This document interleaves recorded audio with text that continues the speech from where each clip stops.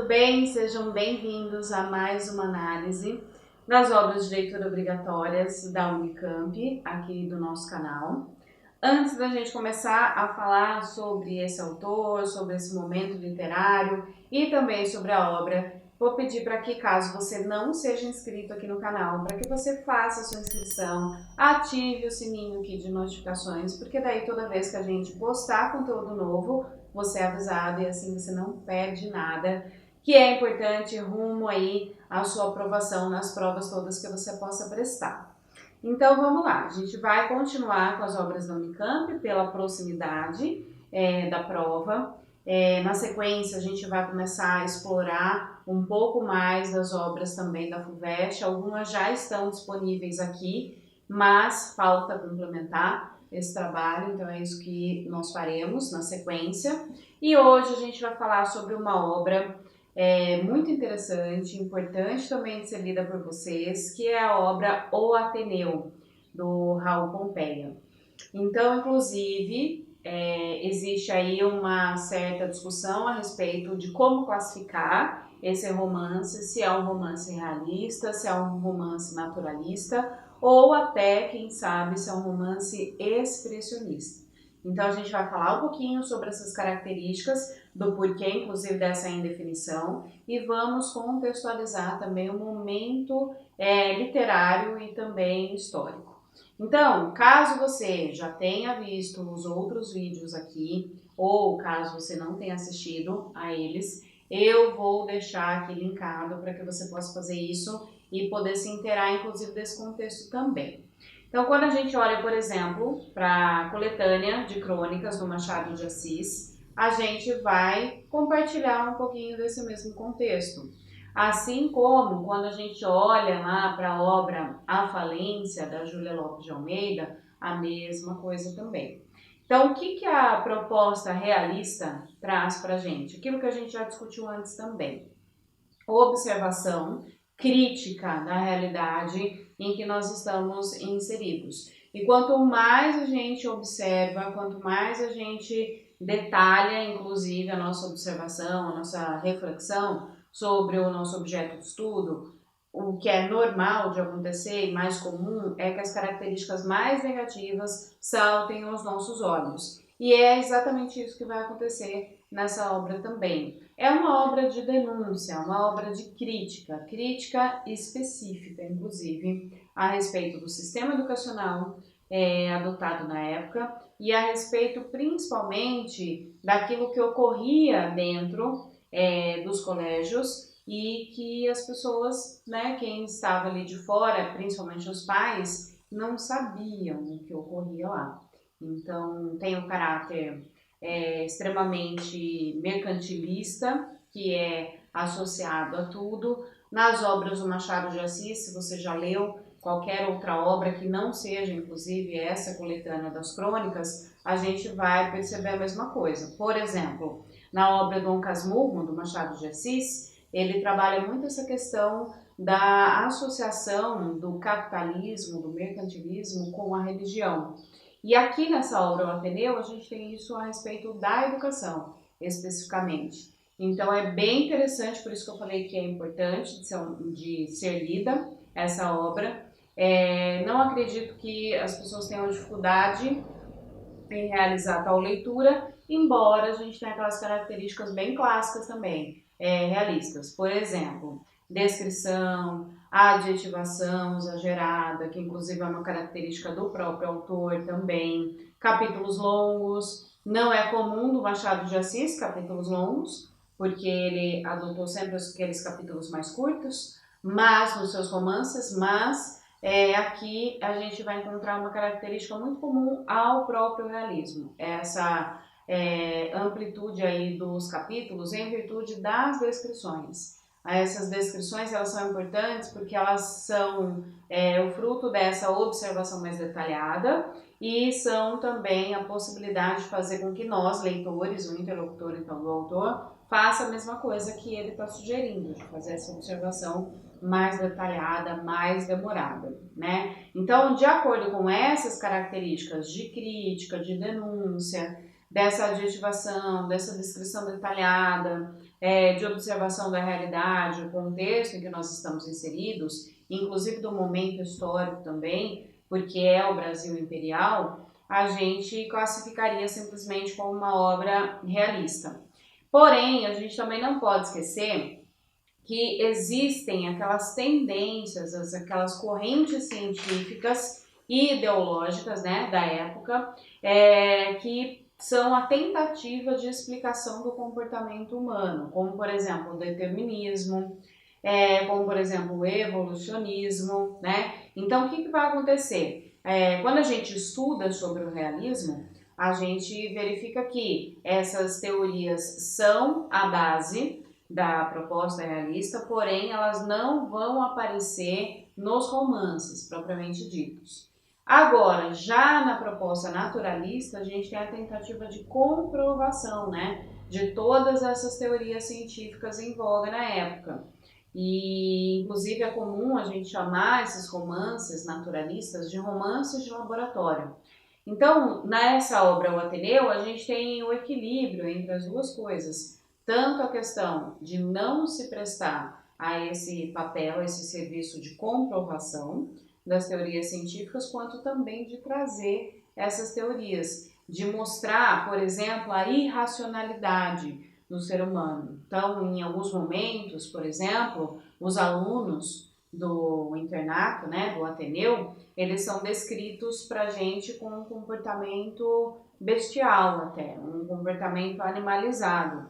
Então, esse distanciamento da racionalidade, a aproximação com aquilo que é instinto, com aquilo que é primitivo, é muito típico do naturalismo também. Por isso, de novo, essa dificuldade de classificação exata, né? De falar, não, é um romance realista, ou então não, é um romance naturalista. Porque a gente encontra essas duas características aí muito comuns, muito frequentes, essas duas características, essas duas tendências, desculpa, muito proeminentes aí nesse contexto. Então, por isso que é interessante, de novo, a gente realizar a leitura da obra na íntegra, se possível. Outros aspectos que vão aproximar, então, o romance do naturalismo estão relacionados ao comportamento mesmo humano. Então, por exemplo, o fato da gente ter a apreciação, vamos dizer assim, né, ou a trazida à tona da homossexualidade. E homossexualismo visto de forma extremamente negativa para a época, né? A gente não pode esquecer disso. A gente está vivendo ainda um momento histórico em que a religião ainda é algo extremamente importante. E o catolicismo vai empregar uma visão muito negativa em relação à homossexualidade na época, que é a visão da doença. E por consequência, toda a sociedade compra essa ideia, assim como as correntes científicas também, datadas da mesma época. Então, o homossexualismo é explorado até como fraqueza, como desvio da moral, como imoralidade, inclusive, como é trazida, só que é uma tentativa inútil de coibir esse comportamento dos jovens, especialmente dentro do internato, porque acontece em alguns grupos de forma mais descarada, em outros de forma ainda muito em desenvolvimento, né? Mas a questão é que, embora eles sejam punidos, eles sejam castigados, caso sejam descobertos, toda essa visão negativa, esse olhar negativo em relação ao comportamento humano não é suficiente para fazer com que o comportamento não exista mais. Então é uma análise interessante da gente considerar hoje, na atualidade. Para a época, era comum que eles pensassem dessa maneira, porque era como as pessoas pensavam, de fato, e se posicionavam em relação aos assuntos. Na atualidade, a gente não vive mais isso, né? Ainda bem. Porém, a gente ainda tem muito preconceito para poder superar, tem muitas questões que são tabus ainda, né, para a gente poder superar. Então, de novo, não é à toa que a gente tem a abordagem de uma leitura como essa aí, como leitura obrigatória pela Unicamp.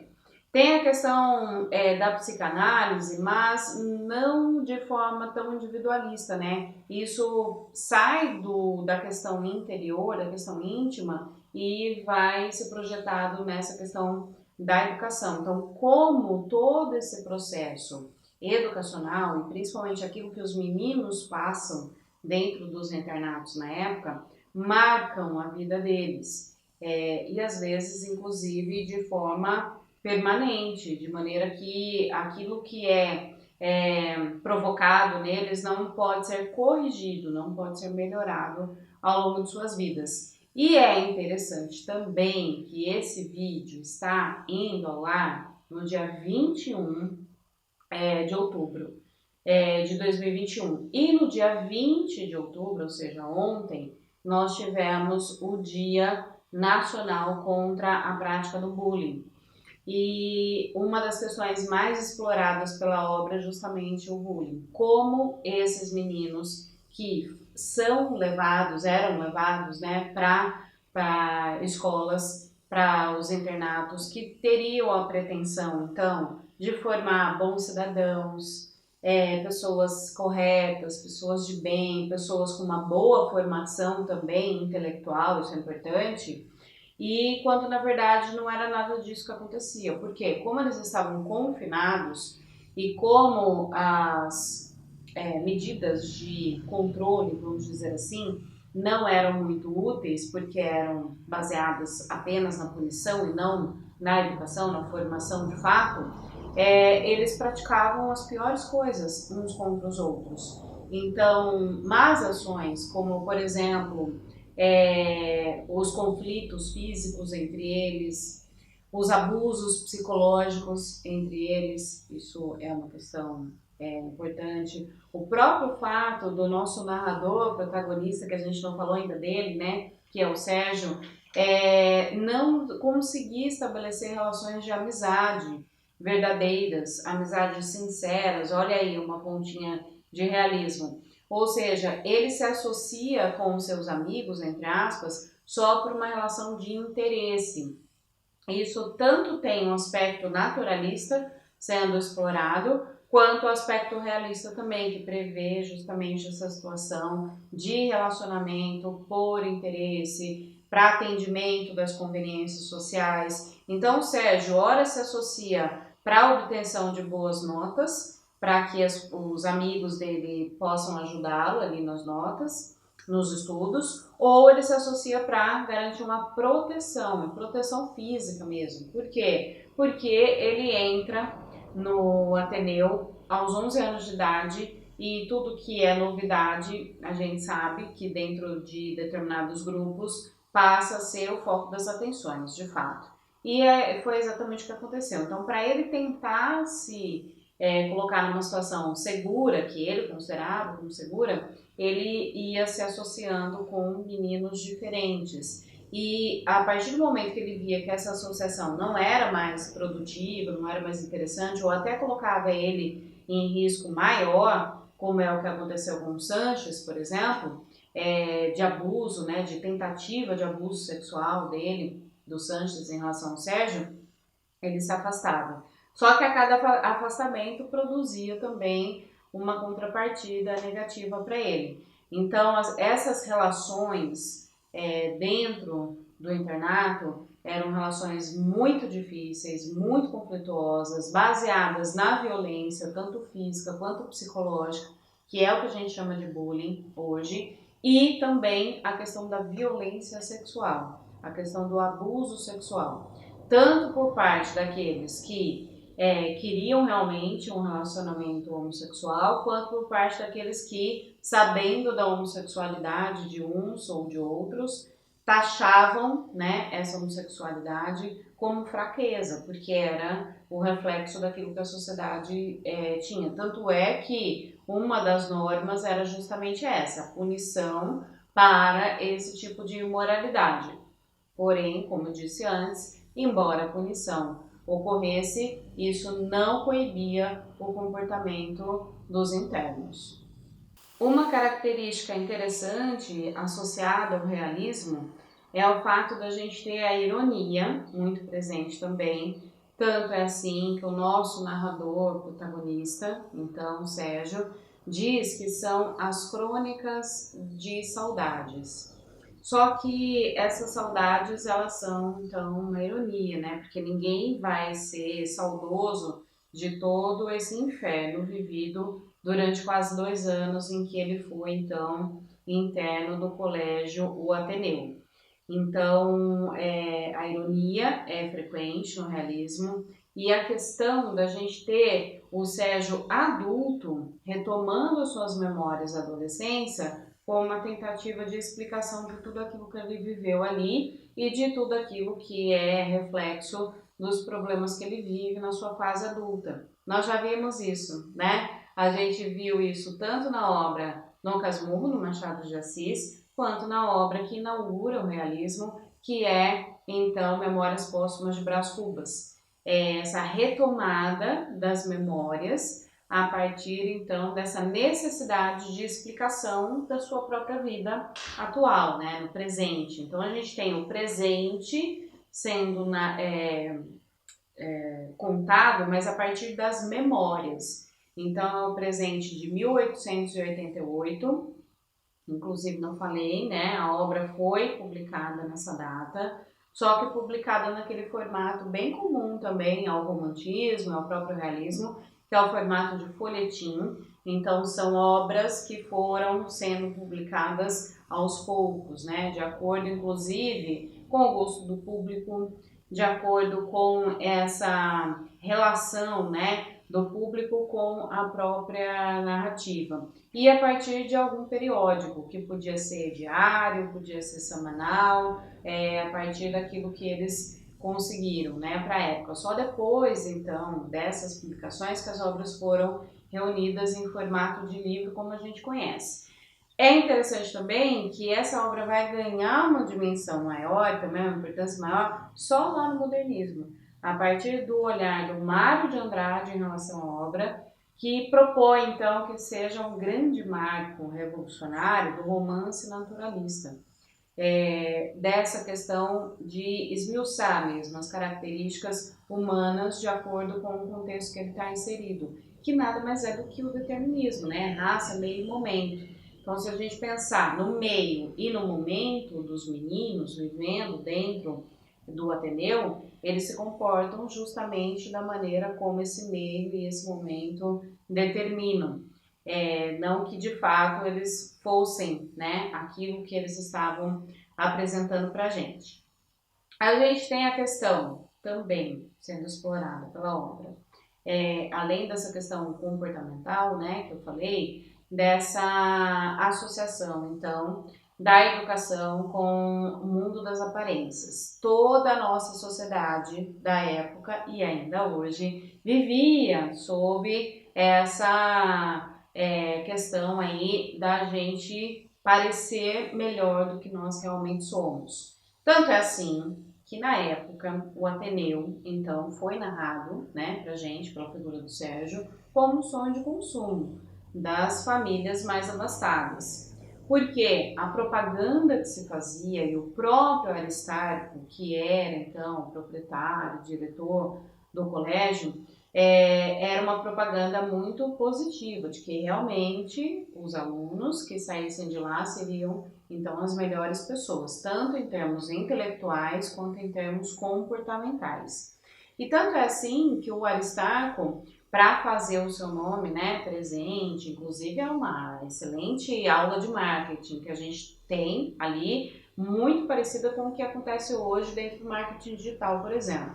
Ele distribuía livros didáticos, apostilas didáticas, com o seu próprio nome e também com o nome do Ateneu na rede pública de ensino, para gerar desejo, para gerar essa necessidade. Então, as famílias que podiam, né, que tinham lá dentro do seu orçamento essa possibilidade de enviar os seus filhos para lá, porque era um colégio pago, ficavam mesmo com aquela impressão de que era realmente a melhor educação que eles poderiam proporcionar para os seus filhos. E lá iam, né, as famílias. O próprio Sérgio, numa primeira visita que ele faz à escola, ao colégio, ele fica encantado com tudo que ele vê. A família dele, então, mais ainda. Inclusive, o próprio comportamento do Aristarco, o atendimento que ele dispensa para as famílias, é de acordo com as posses das famílias. Então, quanto mais abastada a família for, melhor será o atendimento que essa pessoa vai receber ali, tanto antes do aluno ser de fato aluno deles, quanto durante. Inclusive, em muitos momentos, a gente vai verificar que alguns pais estão com o pagamento em atraso. E esses meninos que estão com pagamento em atraso são punidos dentro da trajetória deles. São punidos com notas mais baixas, são punidos com a não possibilidade de ir para suas casas, né, de voltar para suas casas, porque eles têm períodos de férias que eles podem retornar para suas casas, então não podem ficar fora da escola, né? Então tem todo um tratamento diferenciado para aquele que pode pagar e paga em dia as mensalidades e para aquele que eles sabem que tem ali um relacionamento financeiro um pouco mais vulnerável. Então, esse tipo de denúncia traz para a gente também a falta de interesse do próprio colégio, do próprio proprietário, de realmente trabalhar em prol da educação, né? Ele não quer isso. É uma visão extremamente comercial, extremamente capitalista, que visa apenas o lucro mesmo e que comanda, inclusive, o comportamento dele, né? Determina o comportamento dele. Isso, como eu disse, é típico também do realismo. Gente, nós temos aí uma quantidade grande de personagens para a gente poder analisar, porém, eu tenho certeza que caso esse vídeo fique muito longo, vocês não vão assistir ao vídeo na íntegra. Então, a minha ideia é colocar aqui embaixo, no box de informações, os nomes dos personagens todos e as suas características e a sua importância dentro da obra para vocês poderem ter uma relação aí com uma ficha de estudo melhor até para vocês levarem tanto para a primeira fase as informações quanto para a segunda fase também. Também vamos falar, antes de finalizar, sobre essa relação que a gente constitui como edipiana, né? Do Sérgio, então, nosso narrador protagonista, em relação à esposa do Aristarco, que é a dona Ema. Então a gente vai falar um pouquinho sobre isso e, como eu falei, características dos personagens, as suas funções, né, dentro dessa narrativa, sua presença aí nessa história do Sérgio. Vou deixar tudo aqui descrito no box de informações. Muito bem, então para finalizar, a gente vai falar rapidamente sobre essa trajetória então do Sérgio. O Sérgio é levado, então deixado, né, à porta do Ateneu, pelo seu pai. E nesse momento de despedida, o seu pai diz que ali ele vai conhecer o mundo.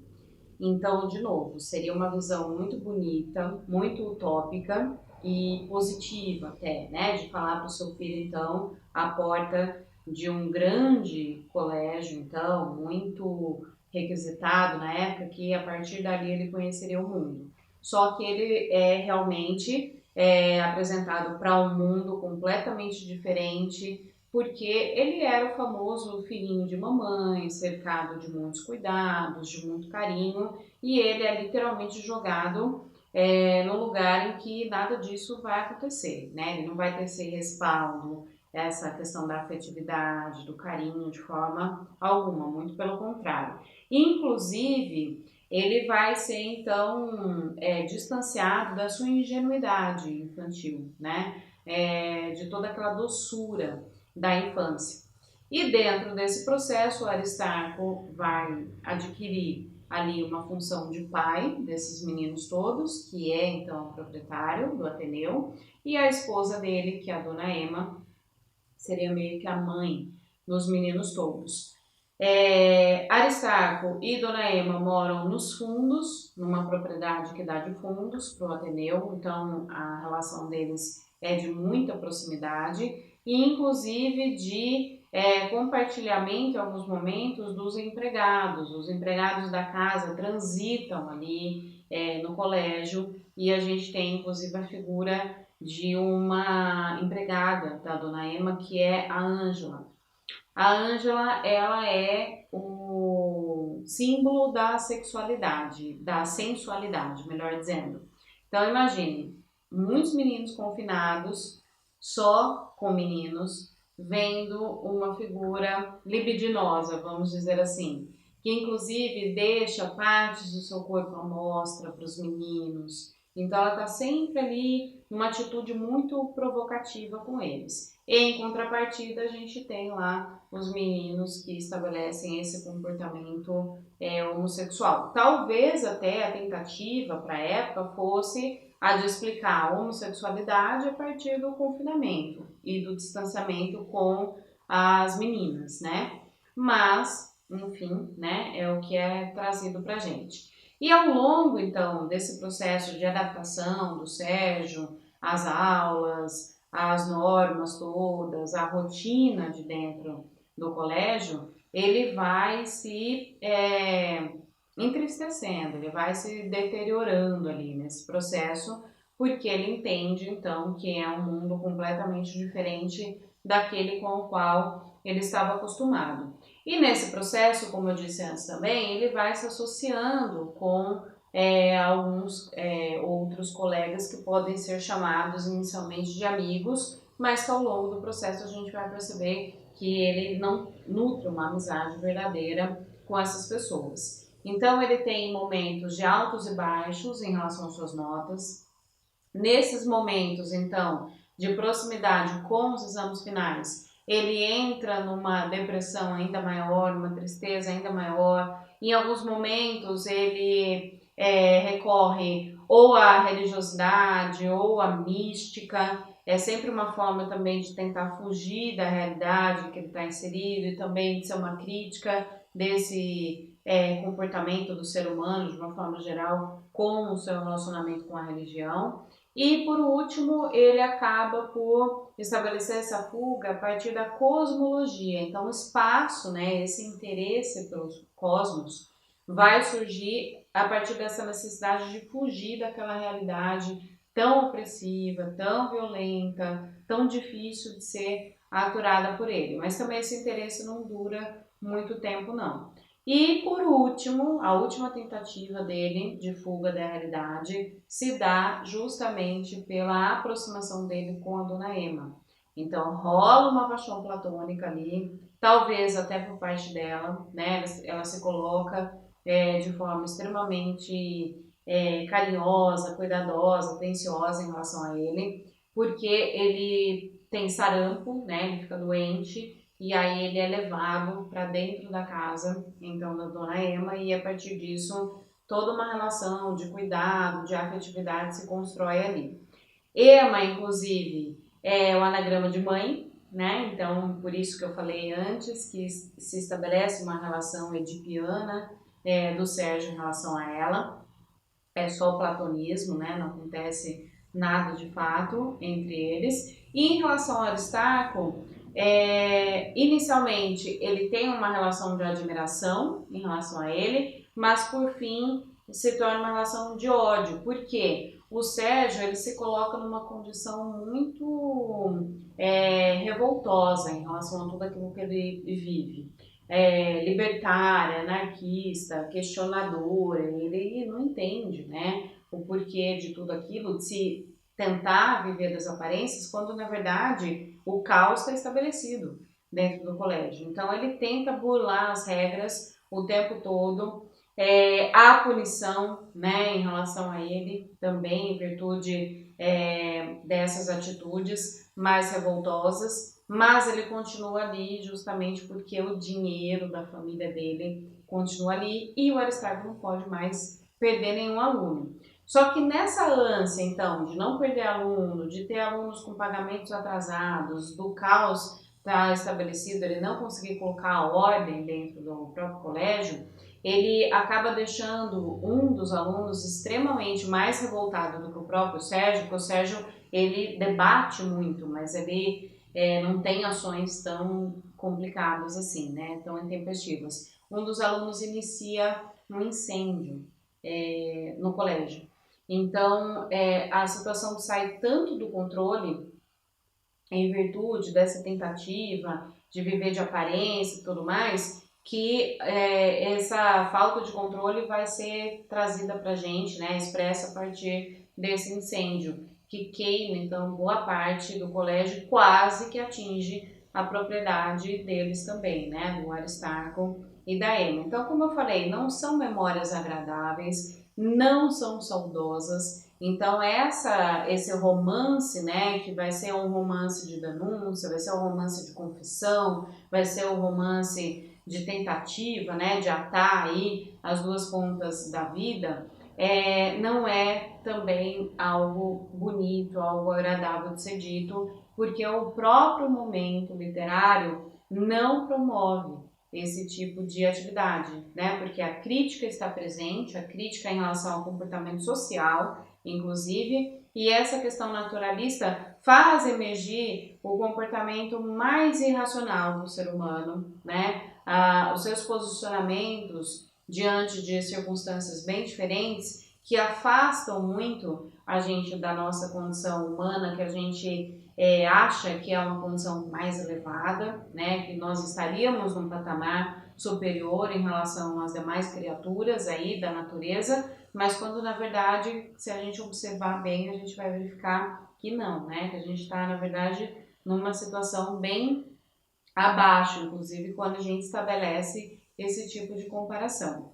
Então, de novo, muito relevante para o momento que a gente está vivendo, essa questão das aparências, do instinto, do primitivismo que a gente vê, da questão da sexualidade sendo explorada, a questão da educação que virou comércio, né? Os colégios hoje, eles são muito imponentes, são muito bonitos por fora, mas eu vejo pouquíssima preocupação, tanto por parte dos pais quanto por parte dos próprios alunos, em relação àquilo que acontece lá dentro mesmo, tanto em termos educacionais, técnicos mesmo, intelectuais, quanto principalmente em relação ao comportamento. Essa é uma preocupação que tem que ser cada vez mais frequente, não só no ambiente da educação básica, mas no ambiente acadêmico da educação superior, sem dúvida também, tá? Então é isso, gente. Eu espero que vocês tenham gostado demais dessa nossa conversa. Espero que vocês estejam aqui nos próximos vídeos também. E não se esqueçam, caso vocês não tenham feito inscrição aqui no canal ainda, façam a inscrição, ativem o sininho de notificação e eu espero que a gente se encontre no próximo vídeo. Um beijo para todo mundo, bons estudos, boas leituras e até mais!